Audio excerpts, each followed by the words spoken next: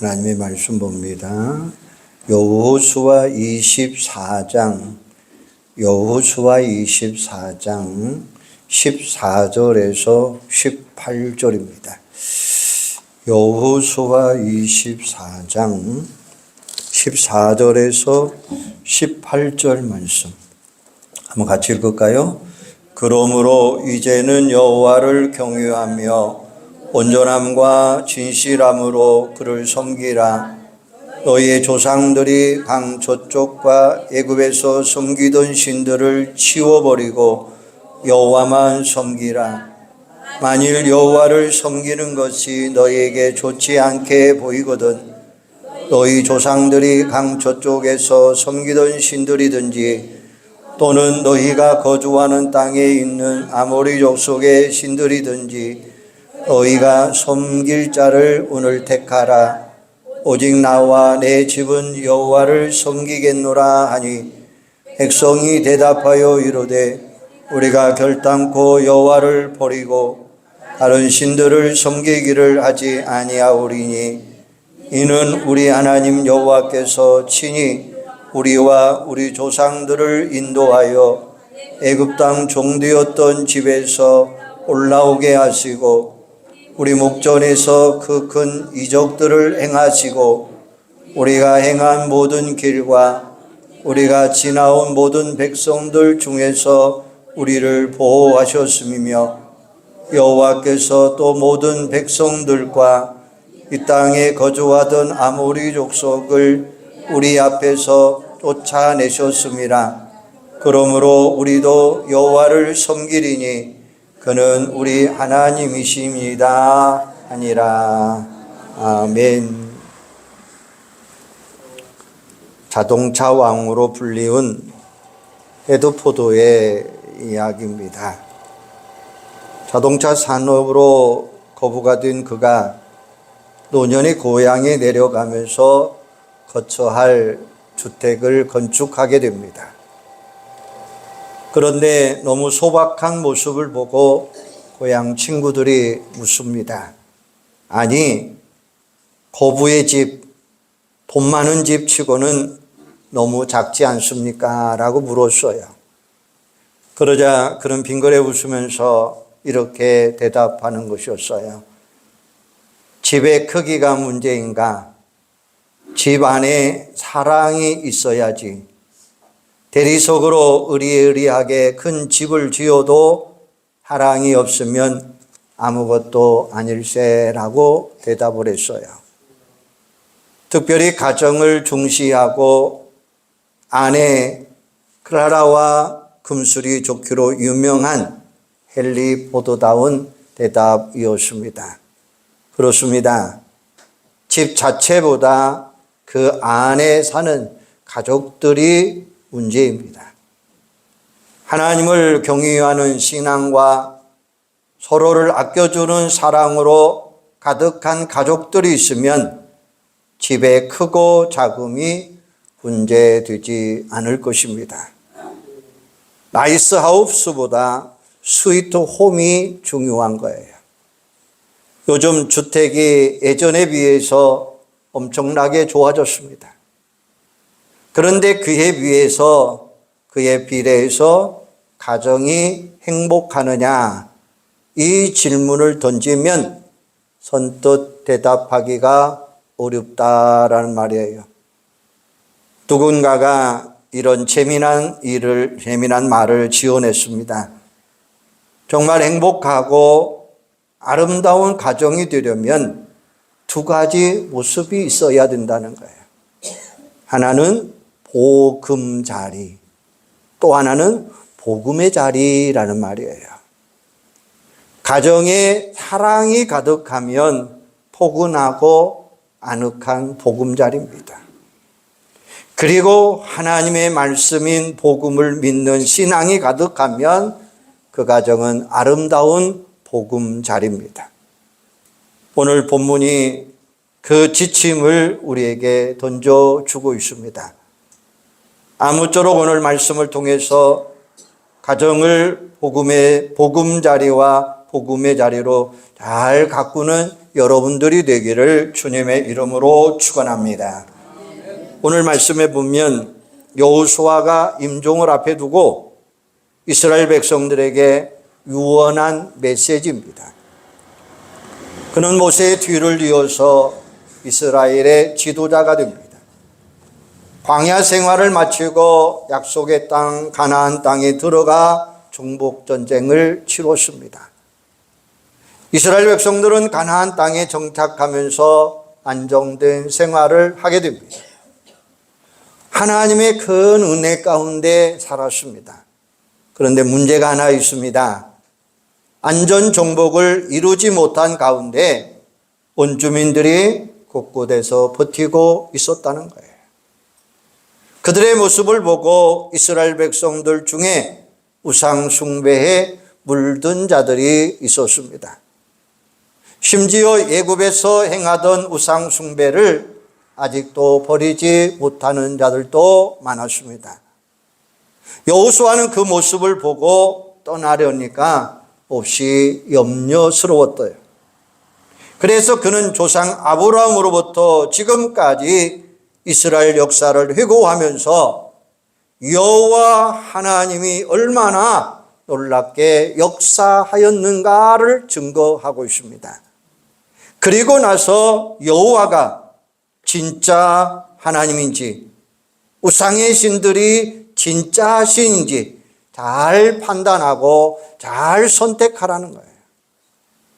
그들이 어떻게 선택하였던지 여호수아 자신은 여호와 경외 신앙을 결단하겠다라고 선언을 합니다. 15절에 보면 오직 나와 내 집은 여호와를 섬기겠노라라고 말씀해요. 그는 엄숙하고 진지한 마음으로 신앙 결단이 있음을 선포하는 말씀이에요. 그러자 백성들도 뒤따라 이런 신앙을 고백합니다. 16절에 보면 백성이 대답하여 이르되 우리가 결단코 여호와를 버리고 다른 신들을 섬기기를 하지 아니하리라라고 말씀해요. 조상적부터 은혜를 베풀어 주심으로 출애굽과 가나안 정복을 이루어 주신 여호와 하나님을 우리는 절대 배반하지 않겠습니다라고 이야기합니다.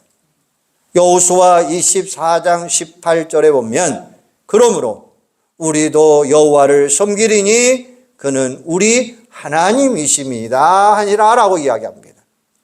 그런데 신앙의 결단을 지킨다는 게 말처럼 그리 쉽지는 않습니다. 그들은 호언장담했지만 어떻게 했습니까? 여호수아가 떠난 후에 하나님을 배신합니다. 물론 겉으로는 여전히 여호와 하나님을 믿는 것처럼 보였습니다. 입술로는 주여 주여 하고 잘 따랐습니다. 하지만 다음 세대는 하나님을 버리고 우상 숭배를 장했더라라는 거예요.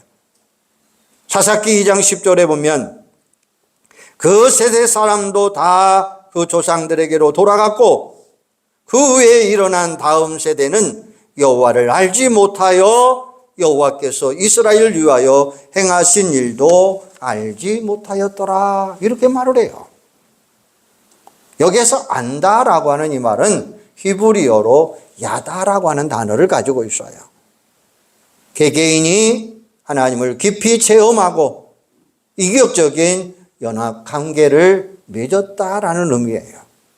그러니까 그들은 여호와 하나님을 진심으로 섬기지 않았다라는 말씀이에요. 사사기 2장 13절에 보면 곧 그들이 여호와를 버리고 바알과 아스다로스를 섬김으로 이렇게 이야기해요. 그들의 마음속에는 여호와가 있는 것이 아니라 가나안 땅의 원주민 바알신과 아스라다로 바로 아세라 신이 그들 마음속에 있었다는 거예요. 왜 그랬을까요? 바로 세상 욕망 때문입니다. 바알신과 아세라 신은 농경의 신이요 전쟁의 시인입니다. 광야 생활을 하던 그들의 눈에는 정착민인 원주민들의 물질 문명에 대한 선호 사상이 대단하게 많이 있었다는 거예요. 그 신들을 잘 섬기면 세상에서 잘 먹고 잘 살 수 있을 것 같아서 우상 숭배를 따라갔던 것입니다. 여호와만이 유일하신 참 하나님이신데 지금까지 온갖 기적들을 보여주며 은혜를 베풀어 주었건만 거짓 신들에게 속아 넘어간 것이에요. 결국 어떻게 됩니까? 여호와가 살아계신 전능자이심을 보여주는 진노가 임하게 됩니다. 이게 사사기 2장 14절에 보면 여호와께서 이스라엘에게 진노하사 그들이 어디를 가든지 여호와의 손이 그들에게 재앙을 내리시리니 곧 여호와께서 말씀하신 것과 같고 여호와께서 그들에게 맹세하신 것과 같아서 그들의 괴로움이 심하였더라라고 말해요. 우리는 이스라엘의 실패 역사를 반면 교사 삼아야 돼요. 여호수아의 신앙 결단을 따라갔더라면 좋았을 텐데 세상에 대한 욕망 때문에 우상 숭배에 물들고 말았다는 거죠. 그들은 입술로만 여호와 하나님이라고 선포했어요. 자기들로서는 여호와를 결코 배반하지 않았다라고 우길지는 모르집니다. 문제는 무엇입니까? 하나님과 우상신을 겸하여 섬겼다라는 말씀이에요. 그것은 온전한 신앙이 아닙니다. 그런 것을 가르쳐서 혼합주의 신앙이다라고 불러요. 쉬운 말로 표현해 보면 회색 신앙 혹은 양다리 걸치기 신앙이다라고 이야기할 수 있어요. 성경은 누누이 혼합주의 신앙을 경계하라라고 이야기합니다. 열왕기상 18장에 보면 우상숭배의 극치를 날렸던 아합 왕 시대에 엘리야가 이방 공주 출신 왕후 이세벨이 양성했던 바알 선지자들을 쳐부순 사건이 나옵니다. 그때 엘리야가 백성들에게 신앙 결단을 촉구하는데 그 촉구의 말씀이 무엇입니까? 열왕기상 18장 21절에 보면 엘리야가 모든 백성에게 가까이 나가 이르되 너희가 어느 때까지 두 사이에서 머뭇하려느냐? 여호와가 만일 하나님이면 그를 따르고 바알이 만일 하나님이면 그를 따르리라 하니라 라고 이야기해요. 혼합주의로 양다리 걸치는 신앙이라면 아예 때리치우라는 거예요. 예수님도 이렇게 말씀합니다. 마태복음 6장 24절에 보면 한 사람이 두 주인을 섬기지 못할 것이니 혹 이를 미워하고 저를 사랑하거나 혹 이를 중히 여기고 저를 경히 여김이라. 너희가 하나님과 재물을 겸하여 섬기지 못하느니라 라고 말씀해요. 하나님과 세상을 겸하여 섬기지 말라는 거예요. 하나님보다 조금이라도 더 귀하게 여기는 것이 있으면 그것이 물질이든 사람이든 어느 것이든 다 우상이다라는 말씀이에요. 우상 숭배를 하면서 하나님을 믿노라 하면 혼합주의 신앙이다라는 거예요. 그러면 절대로 잘 될 수 없다는 거죠. 하나님은 질투하시는 하나님인 줄로 믿으시기를 바랍니다. 인간적 질투가 아니라 강렬한 사랑의 질투를 이야기하고 있는 거예요. 바로 질투 하나님이라고 하는 이 분, 하나님은 잘 되게 놓아두지 않겠다라는 것입니다. 이솝의 우화 가운데 박쥐 이야기가 나옵니다. 짐승과 새들이 전쟁이 있었어요. 박쥐가 자신은 양쪽에 다 속겠다라고 주장을 합니다. 새들이 승리할 때는 새라고 하고 짐승들이 승리할 때는 짐승이라고 합니다. 그러다가 마침내 들통이 납니다. 그 후에 새들에 의해서, 짐승들에 의해서 배척을 당하게 됩니다. 그래서 양쪽 다 어울리지 못하고 밤중에만 다니는 이런 모습이 되고 말았다라는 이야기예요. 양다리 걸치는 혼합주의 신앙은 망할 수밖에 없다는 거예요. 이처럼 온전한 신앙을 지키는 게 쉽지는 않아요. 자칫 세 속에 얽매여 혼합주의 신앙에 빠지기 쉽습니다. 그러므로 지도자가 앞장서서 중심을 바로잡아야 되고, 여호수아는 자신의 가족들과 함께 신앙 결단을 했다라고 분명히 말씀해 주고 있습니다. 오늘 우리도 마찬가지입니다. 가정에서는 영적인 가장이 중요하다라는 말씀이에요. 부모가 신앙의 중심을 잡아줘야 되고, 그 가정이 진심으로 여호와 하나님을 경외하는 가정이 될 수 있는 겁니다. 특별히 다음 세대 자손들이 온전한 신앙을 잘 이어갈 수 있도록 부모들 혹은 조부모의 역할도 잘 감당하셔야 되겠다라는 말씀이에요. 대대로 신앙이 내려오는 가문이라고 한다면 얼마나 좋을까요? 그러므로 나로부터 시작해야 된다는 결단이 우리에게는 중요합니다. 그래서 저는 이렇게 한번 제안해 보고 싶습니다. 최소한 나로부터 위로는 부모님까지, 아래는 손주까지 신앙을 책임지도록 하자라는 말씀이에요. 물론 쉬운 이야기가 아니겠죠. 그래도 결단코 말씀을 전하고 기도하며 하나님이 기뻐하시고 하나하나 이루어갈 수 있는 아름다운 가정들이 되시기를 바랍니다. 그러면 구체적으로 여호와 하나님을 섬기는 방법이 무엇일까요? 저는 세 가지를 말씀을 드리고 싶어요. 한번 따라서 해주시기 바랍니다. 예배, 순종, 헌신. 예배, 순종, 헌신입니다. 우리가 하나님을 진심으로 섬긴다면 무엇보다도 예배 잘 들으셔야 돼요. 하나님은 영이시니 예배하는 자가 영과 진리로 예배할지니라 라고 말씀하셔요. 영과 진리라라는 말씀은 성령과 말씀을 의지하며 예배를 잘 드려야 되겠다라는 말이에요. 바른 자세로 빼먹지 말고 열심히 예배에 참석하자는 거예요. 그리고 하나님의 말씀이면 아멘으로 받고 아멘으로 받으시고 그 말씀에 순종하자는 것입니다.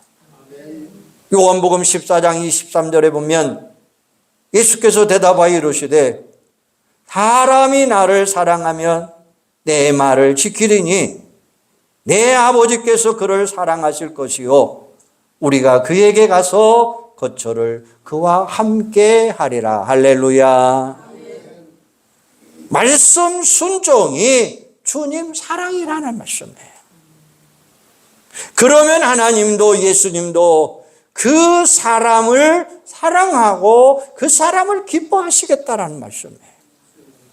더 나아가 하나님이 요구하시는 일이 있다고 한다면 우리는 그 일에 헌신하셔야 돼요.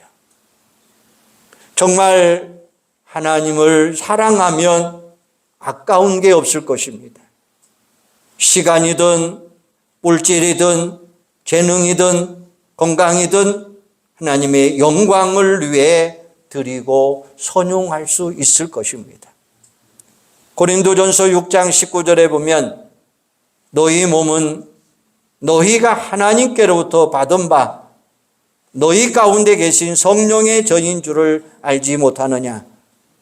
너희는 너희 자신의 것이 아니라 값으로 산 것이 되었으니 그런즉 너희 몸으로 하나님께 영광을 돌리라. 할렐루야. 헌신이라고 해서 거창한 게 아니에요. 평범해도 무엇을 하든지 하나님의 영광이 되고 무엇을 하든지 그 영광 속에 하나님 앞에 헌신이 있다는 거예요. 고린도전서 10장 31절에 보면 그런즉 너희가 먹든지 마시든지 무엇을 하든지 다 하나님의 영광을 위하여 하라, 이렇게 말씀하셨어요. 이와 같이 예배, 순종, 헌신을 통해서 하나님을 잘 섬기면 개인과 가정 하나님께서 반드시 책임져 주시겠다라고 말씀했어요. 우리가 잘 아는 마태복음 6장 33절 말씀, 그런즉 너희는 먼저 그의 나라와 그의 의를 구하라. 그리하면 이 모든 것을 너희에게 더하시리라 라고 말씀해요. 아무쪼록 여호와 하나님을 잘 섬김으로 복되고 아름다운 가정을 이루는 여러분들이 되기를 주님의 이름으로 축원합니다. 그러면 누가 어떻게 해야 우리 가정이 정말 여호와를 잘 섬기는 가정이 될 수 있을까요? 앞에서 말씀드린 대로 부모가 제일 책임자예요. 아버지든 어머니든 부모가 자녀들에게 복음을 전하고 신앙의 전수가 있어져야 돼요. 에베소 6장 4절에 보면 또 아비들아 너희 자녀를 노엽게 하지 말고 오직 주의 교훈과 훈계로 양육하라 라고 말씀해요. 통계를 보면 교회에 출석하는 성인 성도들 중에 85%가 4세에서 14세 예수를 영접하고 하나님을 믿게 되었다라고 이야기합니다. 그만큼 부모의 역할이 크다라는 말씀이죠. 그런데 이게 호락호락하지 않습니다. 개인차가 있겠지만 아이들도 죄인이지만 완고합니다. 사춘기를 심하게 앓고 보면 정말 힘이 듭니다. 우리가 해야 할 일이 뭘까요? 그 눈물로 기도하는 일밖에 없습니다. 그러면 하나님이 반드시 응답하시고 책임져 주시고 인도해 주실 줄로 믿습니다. 물론 기다림도 중요합니다. 눈물을 흘리며 씨를 뿌리는 자는 기쁨으로 거두리로다. 울며 씨를 뿌리러 나가는 자는 반드시 기쁨으로 그 곡식단을 가지고 돌아오리라 말씀합니다. 주위를 돌아보면 이런 가정들 얼마나 많습니까? 어린 시절 교회 잘 나가던 자녀들이 교회를 멀리하고 속을 썩입니다. 잘 자라던 자녀들이 사춘기를 지나면서 삐딱선을 땁니다. 그러면 과연 이 아이들이 장래는 어떻게 되려느냐 몰라서 불안해합니다. 하지만 부모가 인내하며 눈물로 기도하면 하나님은 반드시 그 자녀를 변화시켜 주신다라는 말씀이에요. 반드시 하나님은 그 자녀를 축복해 주신다는 사실이에요. 나로서는 불가능하지만 하나님은 얼마든지 가능케 하시는 하나님이 되시는 줄로 믿습니다. 오랜 세월 목회하다 보며 눈에 보이는 것이 있습니다. 그런 간증들도 허다합니다. 그러나 낙심하지 마시고 끝까지 힘쓰고 애쓰고 눈물로 기도하며 승리하는 여러분들이 되시기를 바랍니다. 흔히 눈앞에 현실만 위해 기도하는데 신앙을 위해 기도하는데 최선을 다하셔요. 예를 들어 대학 입학이나 성공을 위해 기도합니다. 그러나 그보다도 더 중요한 것이 신앙입니다. 어느 권사님은 대학 입시 앞둔 손자를 위해 이렇게 기도했다는 거예요. 하나님 꼭 붙어 있게 해주세요 라고 기도했다는 거예요. 무슨 말입니까? 합격 자체를 위한 기도가 아니라 신앙을 위한 기도였다는 거예요. 신앙으로 하나님께 단단히 붙어 있으면 좋겠다는 거예요. 신앙으로 단단히 붙어 있으면 합격하면 좋고, 혹시 불합격해도 신앙 안에 있기에 하나님의 뜻을 헤아리지 아니하고 끝까지 인내하며 살아갈 수 있더라라는 것입니다. 반대로 하나님께 붙어 있지 아니하면 자기심으로 합격한다고 하면 교만할 수밖에 없는 거예요. 불합격하면 하나님이 워낙 원망하고 신앙 안에서 더 멀리 나갈 수밖에 없다는 거예요. 부모가 아니라도 그 누구도 남편이든 아내든 형제이든 자녀이든 먼저 희생하는 사람이 있으면 그 가정은 신앙으로 변화되는 가정이 될 수 있습니다. 요한복음 12장 24절에 보면 내가 진실로 너희에게 이르노니 하늘의 밀이 땅에 떨어져 죽지 아니하면 하늘 그대로 있고 죽으면 많은 열매를 맺느니라 말씀하고 계셔요. 어느 장로님의 이야기입니다. 그는 예수님을 영접하기 전에 너무나 많은 술을 마신 분이십니다. 그러던 중에 예수를 믿게 됐는데 그때부터 술을 끊고 신앙생활을 열심히 하게 됐어요. 그런데 문제는 완고하게 부인이 교회를 나오지 않는 거예요. 달래고 호소해보고 심지어 화를 내면서 교회를 이끌었지만 아무 소용이 없더라는 거예요.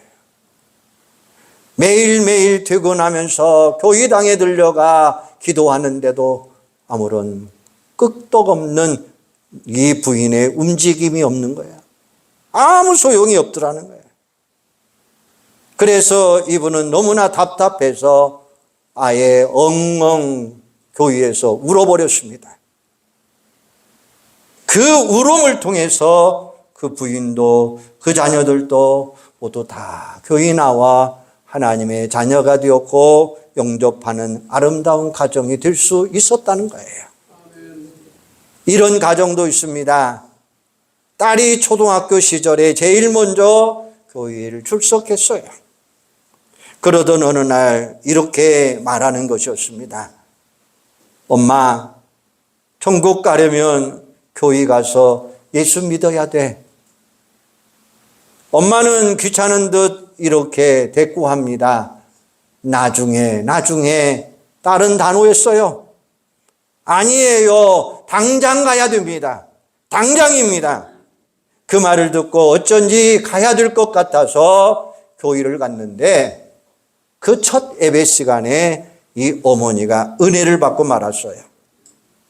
그때부터 그 어머니가 얼마나 신실한 신앙이 되었던지 그 아버지도 교회를 나가오게 되었고 매 주일마다 가족들을 보며 얼마나 기쁨의 모습이 그 가정 가운데 임했던지 아름다운 가정이 되었다는 말씀이에요. 여러분, 가정의 중요성은 아무리 강조해도 지나칠 것이 없을 것입니다. 개인의 안위, 사회나 국가의 안위, 건강한 가정에 의해 모든 일들이 좌우됩니다. 그러나 여기서 분명히 아시기를 바랍니다. 여호와 하나님은 유일하신 절대 주권자가 되시는 줄로 믿습니다. 우리의 생사하고 인생만사 모든 것이 누구에 의해 달렸느냐? 하나님에 의해 달려 있다고 하는 사실을 기억하시기를 바랍니다.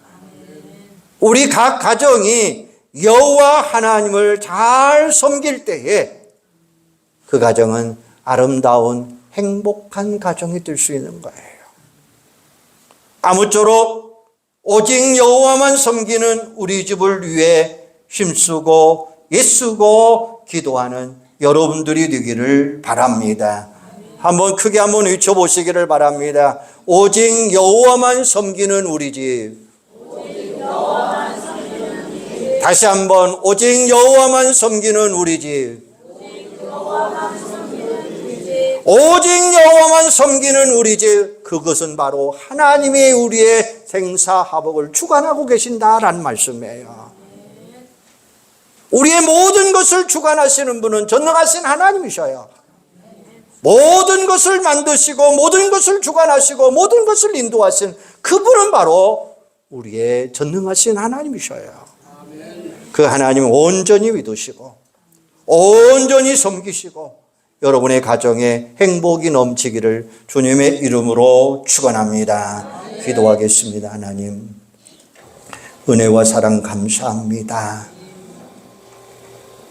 오직 여호와만 섬기는 우리 집, 우리 인생의 생사화복을 주관하신 하나님, 우리 가정의 모든 일들을 주관하신 하나님, 우리 자녀들의 모든 행동과 일과 모든 역사를 주관하신 하나님, 우리 하나님은 우리의 모든 것을 인도해 주시는 줄로 믿습니다.